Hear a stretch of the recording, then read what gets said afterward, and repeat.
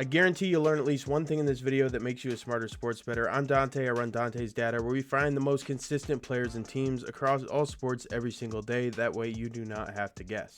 Today we're going to be going over 3 tricks sportsbooks do not want you to know. We're going to be going over the 2-slip parlay trick, betting no sweat bets and single game parlay promos, and a simple hedge method on bets. So number 1 is the 2-slip parlay trick. So you split the parlay into 2 tickets. It's the same leg, same exact ticket. You just split the stake. This gives you a cash out option, a let it ride option, and gives you more options on your bet. And I'm going to show you what that actually looks like. So we're going to have 2 slips right here, and they're going to be completely identical. So we're going to say that's an 8-leg parlay, and they're both the same slip. To make it easy, we'll do plus 1,000 odds. So for this example, say you're going to put $20 total on this slip, and instead of putting $20 on one slip, you're going to make 2 slips, put $10 on one and $10 on another. That way, let's say these first few legs on the slip hit, the first 3 or 4, these $10 bets, the cash out option is going to move, and you might get a cash out option of $25. If that's the case, you can secure profits, cash this out, and actually come out on top with a $5 profit locked in, and basically get to ride this slip here on the left completely risk-free. Now, it doesn't always work that way. Parlays are risky, so always assume you're going to lose it. So if you're going to be playing odds of this high plus 1,000 odds or higher parlays, make sure your unit size is lower, and make sure you check out the bankroll management video that I'll leave at the end. That way you do not end up blowing your bankroll on risky parlays. When you utilize them, you're utilizing strategies like this in order to maximize them. The second trick that we're going to get into is using no sweats and single game parlay promos the right way. So a promo shouldn't create a bet. So just because you have a promo available for a certain game does not mean you should bet it. You should only bet if you have an edge. So find your bets first, then find your promos. So single game parlays as well. There's only so much that can happen in one game. A lot of the promos that are offered are single game parlays, and people want to run it up to 5, 10, 15, even 20 leg parlays in one game. You got to think only so many things can happen in one game, even if they're consistent players and have great hit rates over the last 5, 10 games.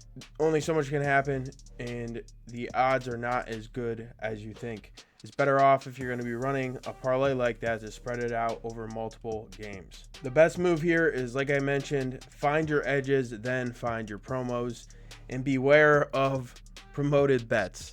Think of it. If you are running a sports book and you're promoting a bet, the parlays that they promote on the mainstream sports books, your FanDuels, your DraftKings, where maybe a celebrity or they're just showcasing, hey, we're boosting the odds on this parlay.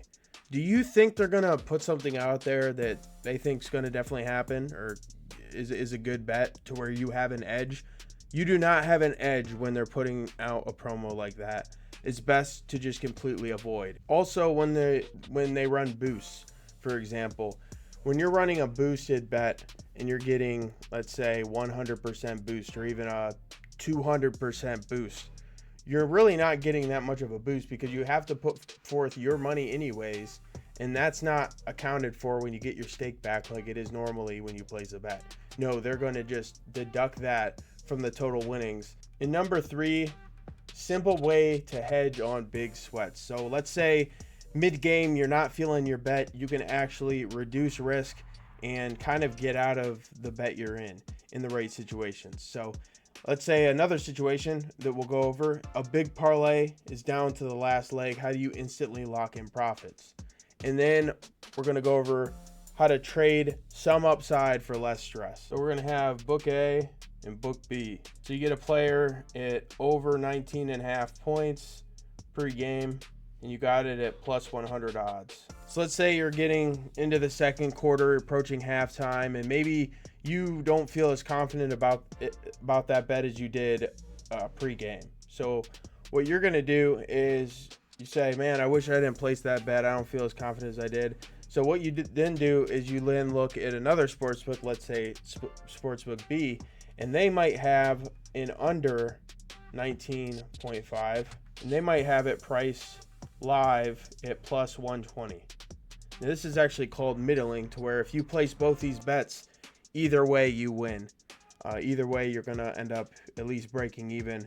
And then if you win this one on the right, you will come out on top because you have that 20-point edge right there. Now, it might be a situation where the under is, let's say, minus, I don't know, 120. And we'll say you put $100 total on this bet. You're still going to take, if it ends up going under, you're still going to end up taking a $20 loss. But taking a $20 loss is better than taking a $100 loss and losing bet A. But don't do this too often.